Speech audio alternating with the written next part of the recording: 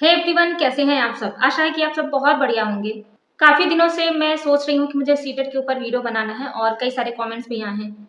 So let's talk about CTET examination. सबसे पहले बात करें कि सीटेट होता क्या है।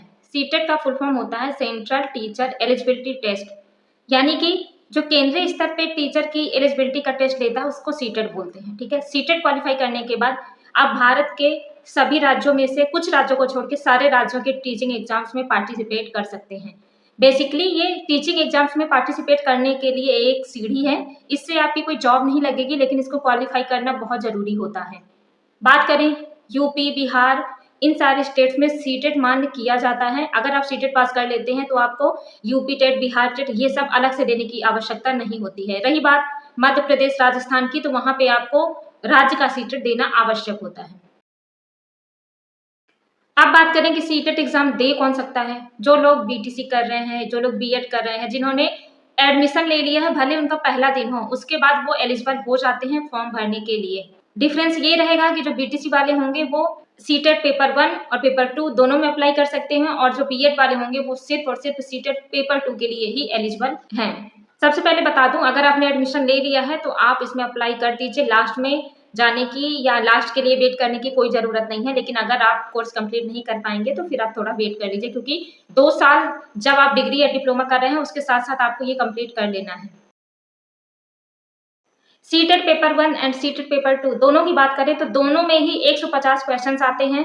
इसमें आपको 2.5 घंटे का समय दिया जाता है। 150 क्वेश्चंस होते हैं, 150 मार्क्स के होते हैं, कोई निगेटिव मार्किंग नहीं होती है। ये एक बहुत बड़ा प्लस पॉइंट है। क्वालिफाइंग मार्क्स जो होते हैं वो जनरल कैंडिडेट्स के लिए होते हैं 60%, यानी कि 90 मार्क्स, और ओबीसी कैंडिडेट्स के लिए होते हैं 82 मार्क्स। लेकिन ओबीसी अगर अदर स्टेट में फॉर्म भर रहा है अपनी स्टेट को छोड़ के, तो उसको जनरल कैटेगरी में ही क्वालिफाई करना पड़ेगा। आप यूपी से हैं, आपने सीटेट में 82 नंबर पाए हैं, तो आप यूपी के टीचर्स एग्जाम में पार्टिसिपेट कर सकते हैं। लेकिन आप यूपी के अलावा अदर स्टेट में पार्टिसिपेट नहीं कर पाएंगे जब तक कि आपके 90 मार्क्स नहीं होंगे। सीटेट का एग्जाम साल में 2 बार कंडक्ट कराया जाता है।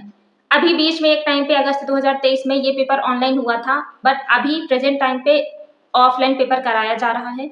ओएमआर पे आपको आंसर्स लिखने पड़ेंगे। जनवरी के टाइम पे एक बार एग्जाम होता है और सेकेंड एग्जाम जुलाई के टाइम पे होता है। तो आपको 1 साल के अंतराल में 2 बार मौका मिलता है, 6-6 महीने में। तो आपकी जब अच्छी तैयारी हो जाए, आपको पूरी पॉसिबिलिटी हो कि आप कर पाएंगे, आपको समय मिल पाएगा, तो भरिए फॉर्म। अदरवाइज आप 2 साल अपने डिग्री डिप्लोमा के टाइम पे कभी भी फॉर्म भर सकते हैं और कभी भी पेपर दे सकते हैं, मतलब जब भी एग्जाम हो रहा होता है। आगे मैं वीडियो लेके आऊंगी जिसमें मैं आपको सीटेट पेपर 1 के बारे में बताऊंगी। उसके बाद मैं सीटेट पेपर 2 के बारे में बताऊंगी, आपको कैसे पढ़ना है जिससे आपका पेपर क्वालिफाई हो सके। मैंने कैसे क्वालिफाई किया, क्योंकि मैंने कुछ अलग से पढ़ाई सीटेट के लिए नहीं की। हाँ, थोड़ी बहुत चीज़ें की हैं, वो मैं आपके साथ शेयर करूंगी।